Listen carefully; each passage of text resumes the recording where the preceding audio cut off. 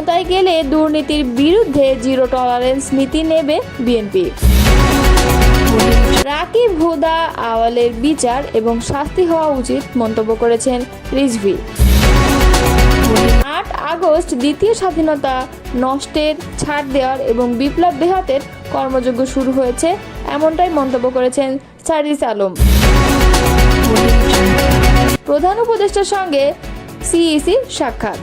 এতক্ষণ শুনছিলেন সংবাদ শিরোনাম, এবারে বিস্তারিত।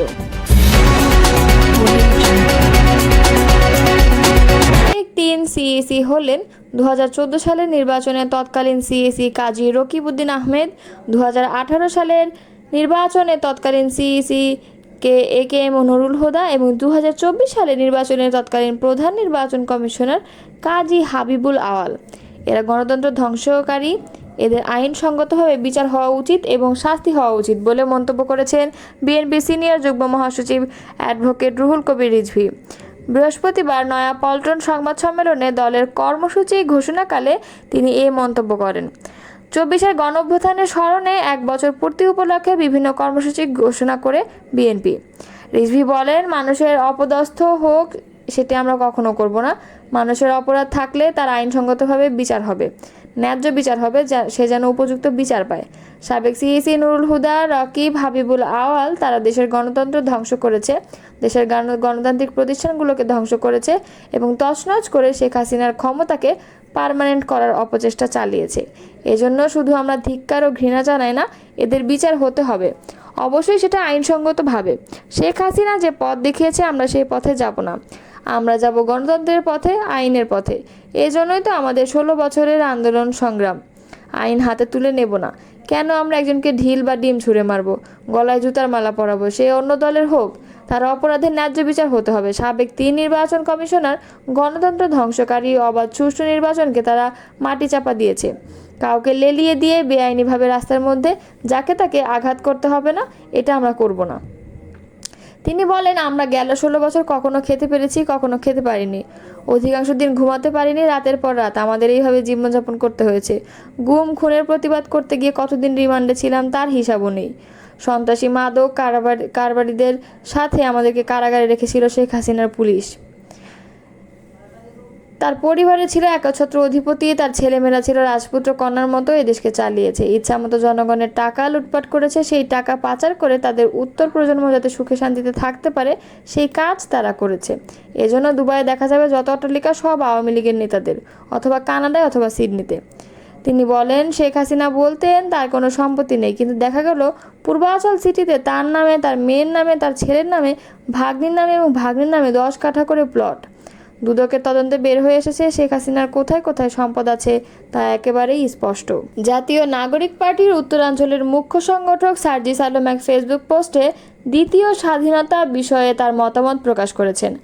আজ নিজের ভেরিফাইড ফেসবুক অ্যাকাউন্টে দেওয়া এক স্ট্যাটাসে তিনি লেখেন, 8 আগস্ট দ্বিতীয় স্বাধীনতা শুরু হয়নি, দ্বিতীয় স্বাধীনতা নষ্টের ছাড় দেওয়ার এবং বিপ্লব বেহাতের কর্মযজ্ঞ শুরু হয়েছে।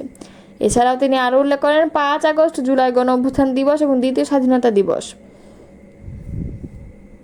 অন্তর্বর্তী সরকারের প্রধান উপদেষ্টা অধ্যাপক ডক্টর মোহাম্মদ ইউনূসের সঙ্গে সৌজন্য সাক্ষাৎ করেছেন প্রধান নির্বাচন কমিশনার এএমএম নাসির উদ্দিন।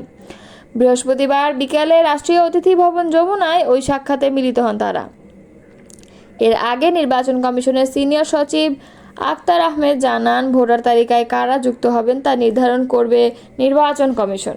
এমন বিধান রেখে ভোটার তালিকা আইন সংশোধন করতে আইন মন্ত্রণালয়ে পাঠানো হয়েছে। 76টি আসনের সীমানা পুনর্নির্ধারণ চেয়ে পর্যালোচনা চলছে বলেও জানিয়েছেন তিনি। একই দিনে রাষ্ট্রীয় অতিথি ভবন যমুনায় ধর্ম মন্ত্রণালয়ের প্রতিনিধিদের সঙ্গে বৈঠক করেন প্রধান উপদেষ্টা। বৈঠকে চলতি বছরের হজ ব্যবস্থাপনা সুষ্ঠুভাবে সম্পন্ন করার ধর্ম মন্ত্রণালয় সহ সংশ্লিষ্টদের অভিনন্দন জানান তিনি। এছাড়াও আগামী বছরের হজ ব্যবস্থাপনা যেন নির্বিঘ্নে সম্পন্ন করা যায়, এখন থেকে তার প্রস্তুতি শুরু করতে ধর্ম মন্ত্রণালয়কে নির্দেশ দিয়েছেন তিনি। বিএনপি ক্ষমতায় গেলে দুর্নীতির বিরুদ্ধে জিরো টলারেন্স নীতি নেওয়া হবে বলে জানিয়েছে দলটির যুগ্ম মহাসচিব শহীদউদ্দীন চৌধুরী অ্যানি। তিনি বলেন, দুর্নীতি, দুঃশাসন আমাদের সমাজ ব্যবস্থাকে ধ্বংস করে দিয়েছে। স্বাধীনতার পর থেকে দেশের প্রশাসনের লাল ফিতার দৌরাত্ম্য দেখে আসছি কম বেশি। সমাজে কিছু ব্যক্তি অথবা রাজনীতির সঙ্গে জড়িত ব্যক্তিরা এই ধরনের কর্মকাণ্ডে জড়িত রয়েছে বিধায় দুর্নীতি বেড়েছে। কিন্তু গত 17 বছরে দুর্নীতি ছিল আকাশচুম্বী। হাজার হাজার কোটি টাকা পাচার হয়েছে। এটা যদি আমরা সবাই মিলে রোধ করতে না পারি, তাহলে আজকে বাংলাদেশ যে খাদের কিনারায় চলে গেছে, এখান থেকে উদ্ধার হতে হলে দুর্নীতি বন্ধ করতে হবে। বৃহস্পতিবার সেগুনবাগিচায় ঢাকা রিপোর্টার্স ইউনিটিতে মিট দ্য রিপোর্টার্স অনুষ্ঠানে সাংবাদিকদের প্রশ্নের জবাবে তিনি এসব কথা বলেন। অ্যানি বলেন, আমরা বিএনপির 31 দফায় উল্লেখ করেছি দুর্নীতি বন্ধ করার জন্য কঠিন পদক্ষেপ নিতে হবে।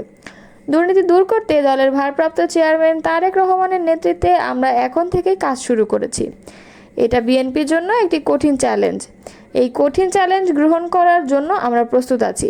শুধু প্রশাসনে নয়, তার বাইরে যাতে কেউ দুর্নীতি করতে না পারে এবং তার নিয়ন্ত্রণে সর্বোচ্চ কঠিন ভূমিকা নেবে বিএনপি। আগামী নির্বাচনে কারা বিএনপির মনোনয়নের জন্য উপযুক্ত হবেন এ প্রসঙ্গে জানতে চাইলে শহীদুদ্দিন অ্যানি বলেন, আমাদের দলের স্থায়ী কমিটি, ভারপ্রাপ্ত চেয়ারম্যান এবং চেয়ারপারসনের পরামর্শ নিয়ে দল পরিচালিত হচ্ছে। তাদের কাছে অনুরোধ করেছি, সারা দেশে নিজস্ব জরিপের মধ্য দিয়ে যিনি সবচেয়ে জনপ্রিয়, এলাকায় নির্বাচন করার জন্য উপযোগী হবেন, দীর্ঘদিনের রাজনৈতিক অভিজ্ঞতা রয়েছে, ত্যাগী, তাকেই দল বাছাই করে নেবে। আগে দুর্নীতি যা ছিল শেখ হাসিনার নেতৃত্বে তা 1000 গুণ বেশি হয়েছিল বলে মন্তব্য করেন অ্যানি। তিনি আরও বলেন, তিনি তার বাবার চাইতে কয়েক গুণ বেশি ফ্যাসিবাদী এবং কর্তৃত্ববাদী শাসন চালিয়েছেন। এরশাদের চাইতে কয়েক শত ডিগ্রি বেশি ফ্যাসিবাদ ছিলেন তিনি। আমরা এরশাদকে স্বৈরাচার বলি আর হাসিনাকে ফ্যাসিবাদী বলি। তিনি আরও বলেন, পাশাপাশি প্রেসিডেন্ট জিয়াউর রহমানের রাজনীতি দেখেন। তিনি উন্নয়ন এবং নিজস্ব কর্মসূচি দিয়ে রাজনীতি করেছেন। তিনি স্বাধীনতার ঘোষণা করেছেন, তখন তার বয়স কত ছিল, আর যখন মৃত্যুবরণ করেন তখন তার বয়স কত ছিল। 71 থেকে 81 এই 10 বছরের মধ্যে মাত্র 3.5 বছরের ক্ষমতায় ছিলেন জিয়াউর রহমান এবং বেগম খালেদা জিয়ার রাজনীতির মধ্যে কোনো ফ্যাসিবাদী বা কর্তৃত্ববাদী রাজনীতি ছিল কি না সেটাও দেখেন। বিএনপি কখনো ফ্যাসিবাদের ভূমিকায় ছিলই না। 2001 থেকে 6 সাল পর্যন্ত বিএনপি রাষ্ট্র ক্ষমতা থাকাকালে অনেক ষড়যন্ত্র হয়েছে বলে দাবি করেন শহীদুদ্দিন অ্যানি।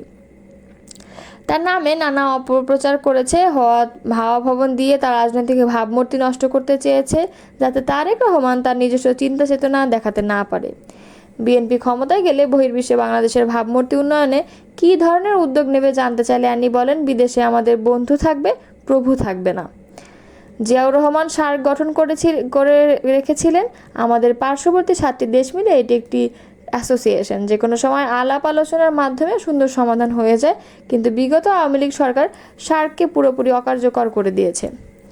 সাংবাদিকদের আরেক প্রশ্নের জবাবে বিএনপির এই যুগ্ম মহাসচিব বলেন, তারেক রহমান খুব শিগগিরই দেশে ফিরবেন।